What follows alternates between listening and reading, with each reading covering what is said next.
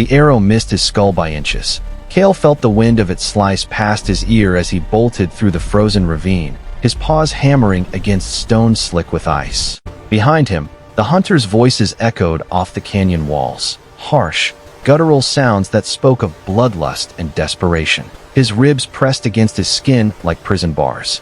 He hadn't eaten in 6 days. The ravine narrowed. Ahead, the path ended in a sheer rock face, 40 feet of jagged granite reaching toward a sky choked with storm clouds. Behind him, the crack of branches, the wet click of arrows being knocked. His yellow eyes swept the walls, searching for anything, a ledge, a crevice, a miracle. There, 20 feet up, a narrow shelf, barely wide enough for his body. He didn't think. He leaped. His claws scraped stone. His hind legs kicked empty air. For one terrible moment, gravity won. Then his jaw clamped onto a root jutting from the rock face, and he hauled himself up with every shred of strength left in his starving body. He collapsed onto the ledge, chest heaving, as an arrow shattered against the stone where his head had been seconds before. Below, the hunters cursed in their strange tongue. He watched them through half-closed eyes, tasting blood where his gums had torn. They argued, pointed upward. Then, finally, they turned back into the forest. At dawn, Vorith had called the Judgment Circle. Kale stood in the center while every wolf he'd ever known surrounded him, their eyes empty of mercy. Vorith's voice had been stone. Asterisk, you would divide us. You would weaken us. You are no longer Frostmane. Asterisk, they'd beaten him first, not to kill, but to mark, to make sure he understood what it meant to be unwanted. Then they'd driven him north, into the territories where prey was scarce and winter killed without discrimination. Saria had watched him go with a smile. The first month, he'd survived on rage. Rage kept him warm when the temperatures dropped, so low his breath froze midair. Rage drove him to dig through 2 feet of snow to reach the frozen carcass of an elk, its meat black with rot, but calories nonetheless. Rage screamed at him to keep moving when every instinct told him to lie down and let the cold take him. But rage burned out. By the second month, all that remained was hunger. A hunger so vast it hollowed him from the inside, turning his body into something skeletal and strange. He learned to fight over scraps with ravens. He learned the bitter taste of tree bark when chewed long enough. He learned what it meant to be so desperate that he considered eating snow just to feel something in his stomach. The forest taught him cruelty. A fox kit, separated from its den, he'd killed it without hesitation, ignored its mother's screams. An injured deer, still breathing, he'd ended it not out of mercy but necessity. Every day was a calculation, calories versus effort, risk versus reward. The wolves he'd once been couldn't recognize the thing he was becoming. By the third month, the rage and hunger gave way to something worse, the silence. He'd never been alone before. Wolves weren't meant for solitude. The absence of voices, of playful growls, of midnight howls, of another heartbeat nearby. It broke something in him deeper than bone. He started talking to himself, arguing with ghosts. Sometimes he'd wake up and forget where he was, expect to see his packmates beside him, and the realization would hit him like physical pain. He wondered if this was how wolves went mad. But the forest was full of teachers, if you knew how to listen.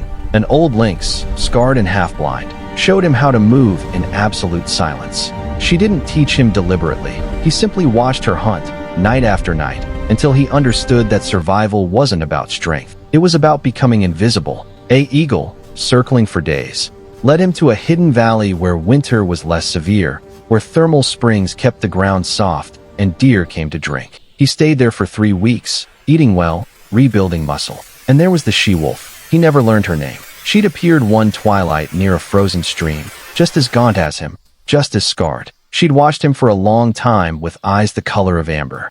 He'd expected a fight. Lone wolves didn't share territory. Instead, she'd taught him how to hunt alone, how to use terrain instead of pack tactics, how to drive prey toward natural traps, how to exhaust animals larger than himself. For 2 months, they hunted together, not as packmates, but as survivors recognizing each other's necessity. Then one morning, she was simply gone. He didn't search for her. He understood. This was the way of outcasts. Brief alliances, then solitude again. But she'd given him something more valuable than companionship. She'd given him a different kind of strength. Spring came slowly, reluctantly. The snow retreated into the mountain shadows. Green things pushed through dead earth. Kale had survived his first winter alone, something most exiled wolves never did. He was different now, leaner, harder, shaped by months of deprivation into something efficient and dangerous. His movements carried none of the careless energy of youth. Every step was calculated, every sound categorized. He'd learned to read the forest's moods, to sense storms before they arrived, to know when predators were near by the absence of birdsong. He was stronger than he'd ever been in the pack, but strength, he was learning, wasn't enough to fill the hollow places. He was hunting elk when he caught their scent. Frostmane wolves. The wind carried their musk across 6 miles of forest, and his body responded before his mind did, muscles tensing, ears flattening, lips pulling back from teeth. They were far from their territory, too far. Curiosity drew him closer. He followed their trail for 2 days, staying downwind, moving through shadows. What he found made his blood freeze. The Frostmane pack was running. Not hunting, running, fleeing something. He watched from a ridge as they stumbled through a narrow pass, exhausted, scattered, barely maintaining formation. They'd been driven from their lands. He could read it in their body language, in the way they kept glancing backward with fear in their eyes. And then he saw why.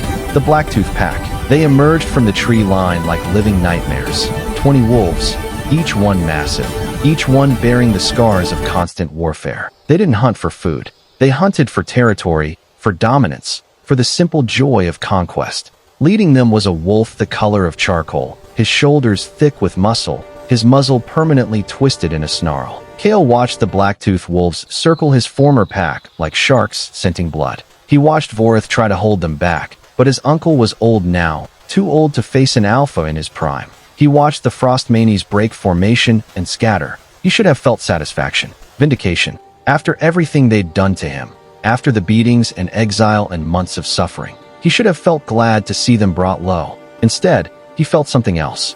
He felt the choice. He could walk away. He'd earned that right. Let them face the consequences of their cruelty. Let them learn what exile felt like. But as he watched from the ridge, he saw things that complicated hatred. He saw Mira, who'd taught him to fish when he was a pup, now limping on 3 legs. He saw young Fenrir, barely 6 months old, too small to understand why the world had turned violent. He saw Vorith, standing between his pack and the Blacktooth Alpha, shoulders trembling with exhaustion but refusing to yield. And he saw Saria, the she-wolf who'd destroyed him, cowering behind the others, her clever eyes wide with fear. The choice wasn't about forgiveness. It wasn't even about redemption. It was about who he wanted to be when no one was watching. Kale descended the ridge. He came at dusk, when the Blacktooth pack had pushed the Frostmanes into a box canyon with no escape. The setting sun painted everything blood red. The air smelled of fear and coming violence. He walked through the Blacktooth lines without stealth, without subtlety. Let them see him.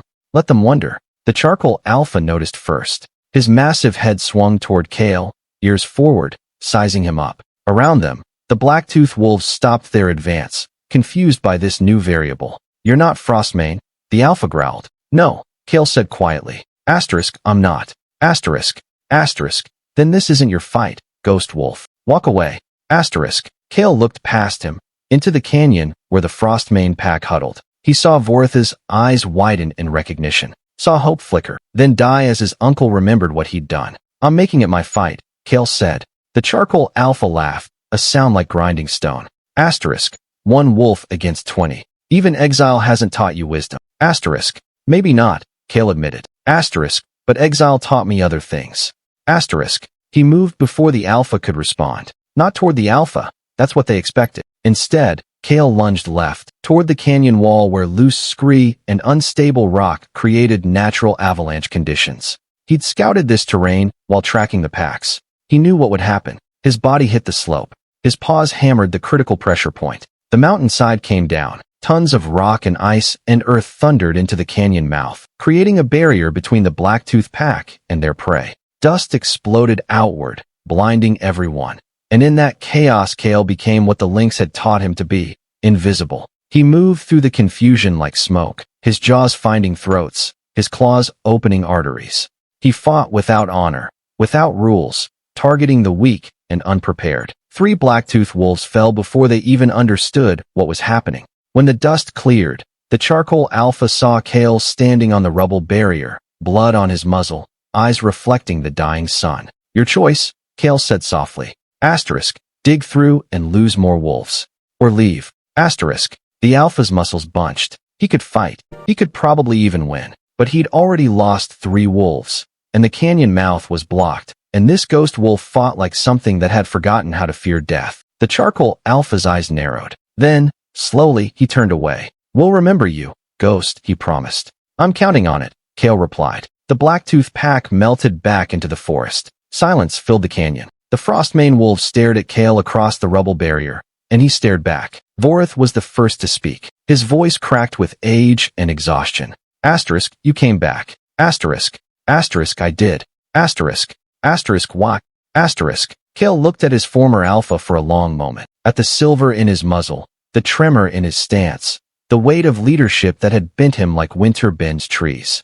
Asterisk, "Because someone had to." Asterisk. He turned to leave. "Wait," Vorith called. Asterisk, you could stay. Take your place again. You've earned it." Asterisk. Kale paused, looked back, saw the whole pack watching him. Mira with her injured leg, young Fenrir with curious eyes, and Saria, her expression unreadable. He thought about saying yes, about coming home, about being part of something again. Then he remembered the 8 months of winter, the hunger that had carved him hollow, the silence that had taught him to listen, the lynx and the eagle and the nameless she-wolf. He remembered every lesson written in scar tissue and survival. The pack hadn't made him stronger. Exile had. "My place," Kale said slowly, asterisk, "is out here now." Asterisk. Vorith's ears drooped. Something like shame crossed his face.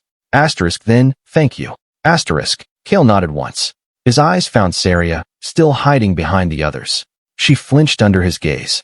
He could hate her, could blame her for everything. Instead, he simply looked away. She wasn't worth the wait. "There's a valley," he told Vorith. Asterisk, 2 days north. Thermal Springs.